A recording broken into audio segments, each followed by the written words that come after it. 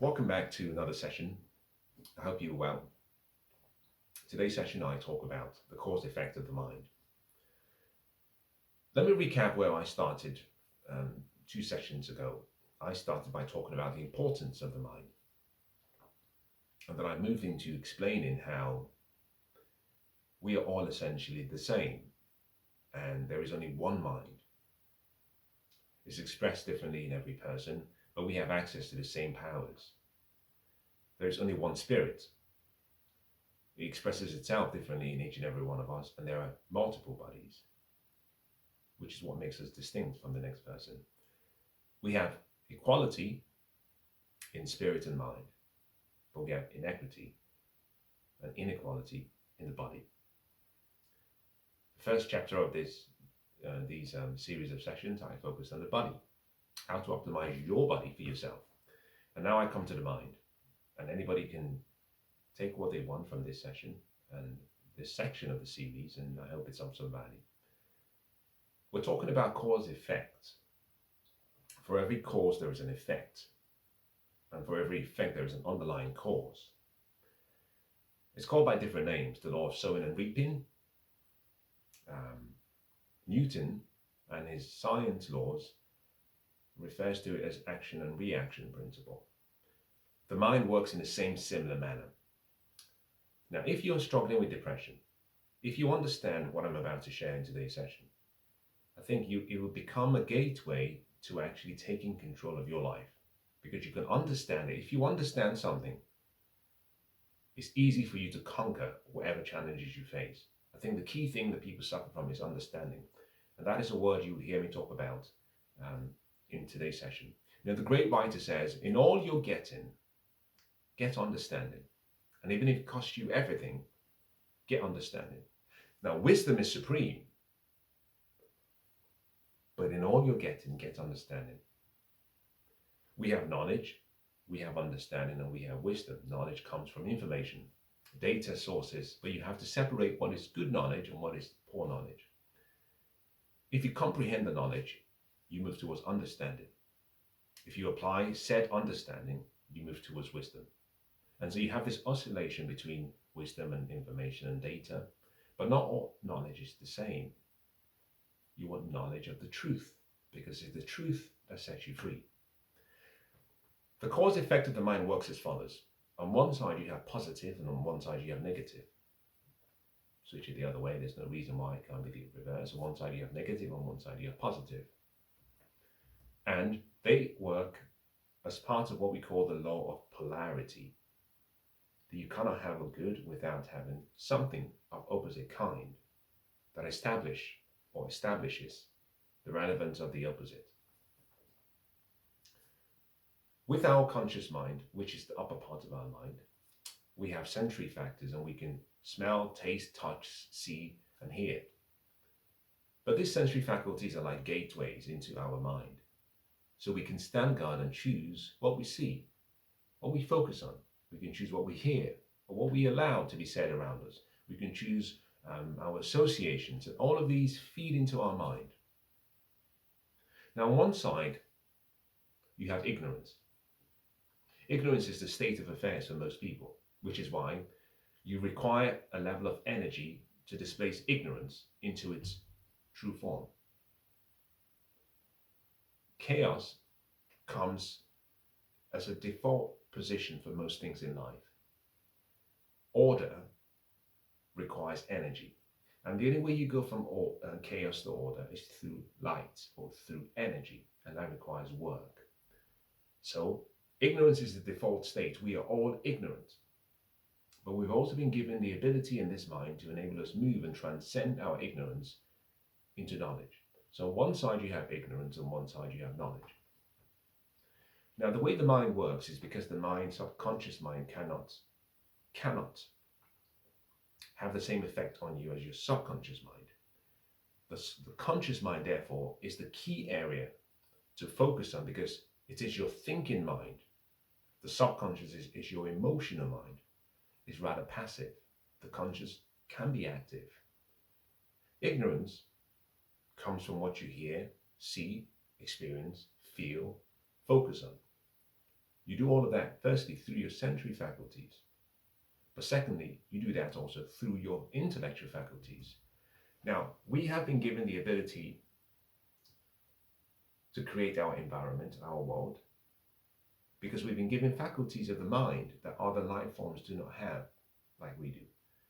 Memory, imagination, perception, will, or your focus, and your intuition. These are all faculties of the mind. And with these faculties, you've been made into, it's quite similar to immortal beings. These faculties put us in a position where we are like immortals, because we can choose, we can change, we can modify, we can create our environment, and we can live a life. Forgive me for using this word, because I think it may not apply to all people, but we can live a life like gods, because we have the creative power that most animals or other life forms lack. Ignorance, if allowed to go from your conscious mind, your sensory faculties, and you're allowed to go into you, leads to doubt and worry. So those who suffer from depression tend to have this concern about worry, and that stems from doubt, which stems from ignorance. Worry and doubt, unfortunately, has to manifest itself in a form which is fear, which the body understands. One of the reasons that takes place is because we allow emotions to be connected to what we see through our senses. Apologies for that. And therefore, we start with ignorance. It manifests itself into doubt and worry, and then it manifests itself into fear. Fear has to be expressed, and the way it expresses itself through the body is through anxiety. So whenever you feel fearful, you feel anxious, because that's how it manifests itself in the body. Now, anxiety for most people, especially those who suffer from depression, it's a feeling that we feel ashamed of. Now think about this. How many times have you ever said to someone, I feel anxious? And the first thing people think is, oh, what's wrong? We have a negative connotation with the word anxiety, and we have a negative connotation with the word anxious. But anxious is simply a physical way of expressing something inside your thought, a feeling you have, which comes from fear. But the root cause of that fear is not the item. It really comes down to your worry, which comes from doubt, which comes from ignorance. In any case, we come all the way down. Anxiety must be expressed through the body. Most people, the way we deal with anxiety, and when we're anxious, we suppress it, we push it down, we use both physical and mental gymnastics to get us through. For some people, we eat food, to divert our attention. For some other people, we take drugs, we take recreational drugs, we take prescribed drugs. We do things in the physical that cause us to suppress a signal that is coming through. And for some other people, we take matters into our own hands. We suppress it and we choose not to focus on it. We tell ourselves stories, we say incantations and inchantations, but we are suppressing that anxiety. Now, when you suppress anxiety, it must be expressed through the body in the form of depression. Now, I'm talking about the thought process. I'm not talking about the physical aspects, which I've covered in the first section. And I'm not talking about the spiritual section, but also specifically, I'm not necessarily speaking to clinical depression. I'm speaking to the general way in which our mind works. Depression is a state where our body is signaling to us that something is out of alignment. Something is wrong. If we maintain that position of suppression of depression, what we find that we get diseases because the body goes into a state of being at ease. Disease means you're or not at ease. That will lead to death. Some people take their lives. Some people die slow deaths, quiet desperation, and that will lead to destruction. And what I've shown you here is the cause-effect pathway of being in a negative vibration and having a negative thought or allowing negativity into your life. It begins firstly with what you see, what you hear, sometimes the environment you are around and people around you. And the cause effect flows downwards. And it would never change that pathway because cause effect is almost precise and predictable. If you want to change depression at the mental, psychological level, you must work your way back up and say, well, if I'm in a state where my body is breaking down and I have a disease and feel as though I'm almost about to destroy myself, why is that when I'm depressed? And why am I depressed? Because I'm anxious. And why am I anxious? Because for some reason I have this fear in me. And why do I have fear? Well, I have worry. And why do I have worry? Because I'm doubtful of things. And why is that there doubt? Recognizing that I'm of the Lord. It's partly because I'm ignorant of who I am. Fundamentally, we do not know who we are. Now, the opposite of that, of ignorance, is knowledge. And follow me down this pathway so you can see how it's the polar opposite at each stage. Knowledge comes from information. There is information all around us. But what you're seeking is knowledge of the truth. And therefore, the key thing is you want understanding so you can comprehend what you're learning. Understanding comes from study, learning, pursuit of knowledge, seeking, being curious, not rejecting, not accepting everything you hear, not neglecting what you've actually been told, but being curious. The word is curiosity, a passion for learning. And the more you embrace new ideas, such as you are now, you will have understanding. And that understanding, which surpasses all knowledge, is the key thing, because that understanding will lead you to a place of knowing. So you start with ignorance, and the opposite of ignorance is knowledge. And rather than have worry and doubt, you have a state of understanding and a state of you're relaxed because you know. Now, in a similar manner, if you have understanding that comes from knowledge, you would have faith rather than fear. Faith comes by what you hear. Faith comes by what you see. But let's use hear, because I think this is necessary for what I'd like to say. Faith comes by what you hear. Faith leaves by what you hear. Fear comes by what you hear. Fear leaves by what you hear. The same energy is required for both faith and fear. They are one and the same, but opposite in functionality. If you have fear, you lack faith. And if you have faith, you lack fear. Now, it's never that precise, but I hope you understand what I'm saying, is that those who have faith tend to express themselves. So rather than have anxiety by virtue of your fear, those who have faith, they're in a state of well-being. They're excited about life. More importantly, when you have fear and anxiety, you suppress yourself through your body and your emotions, whereas those who have faith and well-being tend to express themselves, which is why when you see someone who has faith, they have a walk. There's a gaze to how they move in life. Why? Partly because they are at peace. They are at peace because they're expressing themselves, and that leads to well-being. Now, depression is absent from those who have faith because what they have is expression. They don't have depression. And those who have depression need to be in a state of disease or not at ease, whereas those who have faith and well-being are so relaxed that they are at ease. They're at peace. And that leads to well-being, an abundant life, happiness, joy, prosperity, and success. Opposite sides of the same coin. Intelligence lies in the ability to stand on the edge so you can see both sides. And you can choose. What do I want? You can have whatever outcomes you want in life. You just have to choose.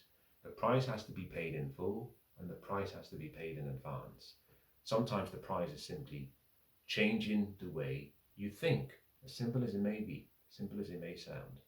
It takes about 80 positive thoughts to counteract a few negative thoughts.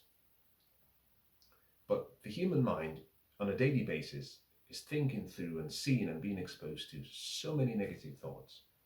hundreds of thousands every day because we live in a negative world. And therefore, you have to stand guard so hard and so firm so that you shun anything that reduces your faith and anything that increases your fear. And you focus completely on things that build you up and edify your soul and edify your body and your mind. Because, you see, it's the concept that it's harder to get out of debt. Think about this. I'm trying to get out of debt. The work required to get out of debt is much greater than the work that would have been required to have stayed away from debt in the first place. In other words, you go out and you borrow £10,000 and now you're in debt.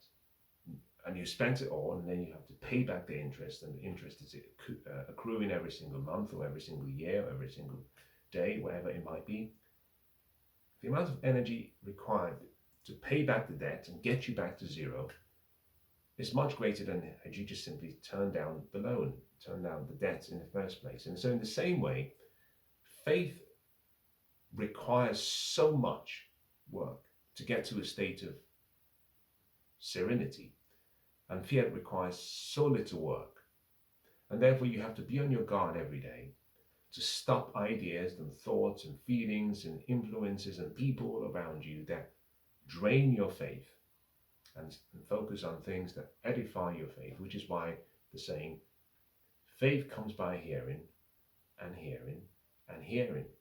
And the indication of that is to simply say it is work. And therefore, rather than putting all of this work, you should just minimize negative ideas from coming into your mind. And if you can do that, you find the energy expended is reduced. Now, there's a saying, should you find yourself in a chronically leaking boat, energy devoted to changing vessels will be much more productive than energy devoted to patching up the leaks. A leaking boat is the negative side of life. A functional boat is the positive side of life. Most people's lives, and the reason we suffer from anxiety and depression, is we're trying to patch leaks in our boat. But we don't have to patch the leaks. In a second, you can say, I do not want to live like this anymore. I'm going to move from ignorance to knowledge. I'm going to move from fear to faith. I'm going to move from depression to expression, to well-being, to happiness, to joy and prosperity. And it all begins in an instance when you choose to. It comes down to choices. There will be work to be done because really study demands work. But as you study, what you find is the energy required to study is so much less than the roller coaster of the negative pathway. Your mind has two parts, conscious, subconscious. Your subconscious mind is your emotional mind. Your emotions are controlled and are created by virtue of how you use your intellectual faculties. So, when information comes to you in your conscious state, you can accept it, you can reject it, you can choose not to get emotionally involved with it. The moment you put it through your intellectual faculties, for example, the moment you put in your imagination and you connect an emotion, and you replay that and connect an emotion to that, it starts to become real and it goes straight into your subconscious. Now, there is a word so far that I haven't introduced into the conversation, and that word is your self-image. I'm going to cover this in sessions to follow in detail, but suffice it to say that there is an image in your subconscious mind of who you are.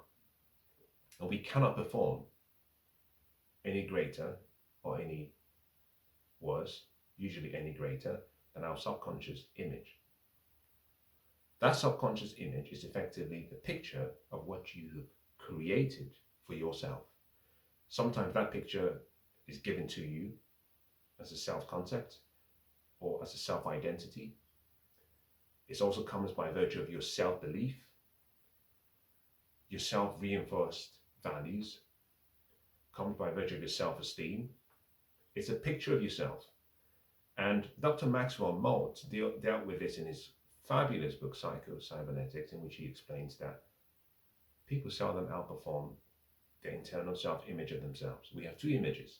And I tend to find those who suffer from depression are struggling with this issue. Is to the outside world, sometimes you put on a brave face, but inside there is a different you. And that is because you are limited by the self-image you have in your subconscious mind. And the way you change that image is by going back to the start and recognizing that that image, if you don't like what it is built on ignorance. You are a child of the universe. You have every right to be here. Now, whether you know the plans of the universe or you don't know the plans of the universe, you are no less than the trees and the stars and the birds. So that there's a sense that you should be aware of who your identity and what your identity is. That is love. That identity is that you've been created, irrespective of the circumstances that you've come from: incest, rape, foster parents, negligent parents, loving parents where it didn't work out, circumstances in your past, and it's all in the past. You can put a period on the past and say, today I choose a different pathway. I choose a different name. I choose a different destiny. I choose my imagination and my intellectual faculties, and therefore I will stay in the positive line and in the positive state. But you cannot overcome depression until you've recreated a self-image, a self-identity in your subconscious mind, and it's planted carefully in that subconscious mind, and you believe it. As the sessions move forward, you hear me talk about the law of belief and why belief is everything. I can create something. The question is not whether I created something good or bad. The question is, do I believe it? Believe, effectively, is that triggering mechanism that sets alight the fire and the flames. What do you believe? And some people do not know what they believe, and some do not even know what they disbelieve. But I will suggest to you as I close today's session, which is a call to action. Take a piece of paper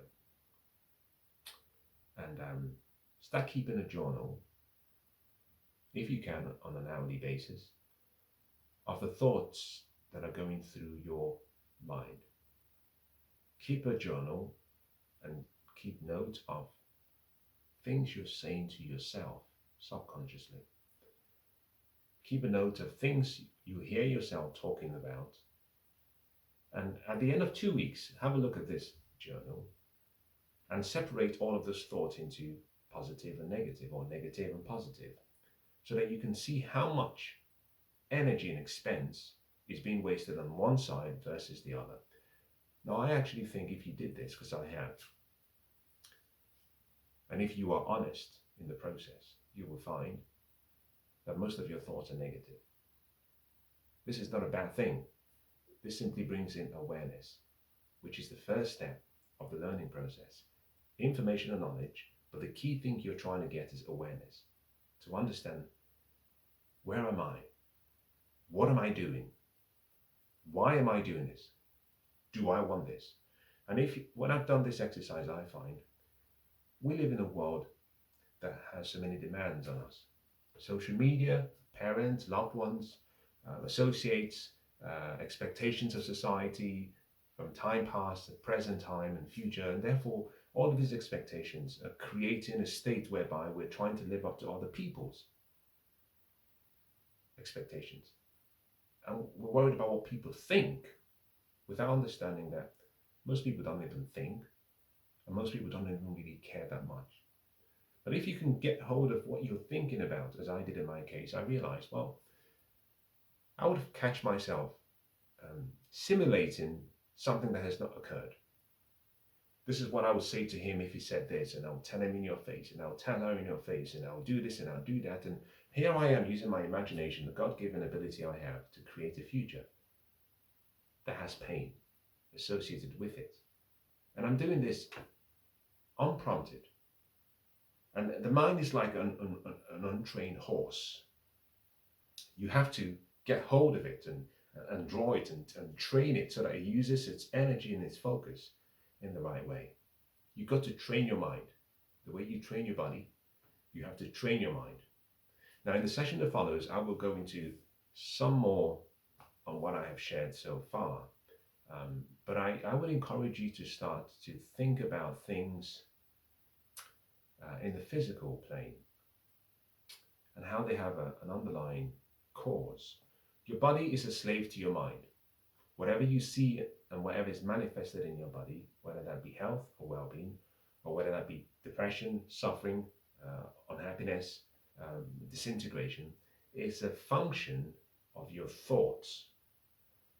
Your thoughts are created by what you see, what you hear, the associations around you, in other words, your sensory faculties. But your thoughts determine and create your feelings. Your feelings will always influence you, if repeated, into an action, because the body is pushed into a state of activity by virtue of the thoughts that predominate your mind. Your actions, if repeated over time, become habitual. Those become part of your behavior and your character, and therefore determine your lifestyle and your future. What you do daily determines who you become permanently. Now, the secret to your future, or any future you want, is hidden in what you do day by day, and more importantly, how you control your mind. If you want to be something successful, if you want to be someone successful, you start with your thoughts. And your thoughts will determine your feelings, which will create you, move you into action, which will create your character, your habits, your behavior, and your lifestyle. Nothing is ever as it first appears. Always stop and ask yourself, if you feel anxious or you feel depressed, what am I thinking of? What am I focused on? Then you can understand the why, and even more importantly, with what I've shared so far, you can understand how to change it. Now remember this as I close. All of human suffering stems from ignorance. We are all ignorant people. There's so much I do not know, and there's so much you do not know. But there is an abundance of knowledge and information out there. And you don't have to reinvent the pathway to success. Find success and copy it. Success leaves behind tracks and clues. Don't try to do it yourself. Find people who have been successful. Find what they are doing. Model them. And what you find is, like science, the concept of replicability is within your reach. I hope today's session has been useful.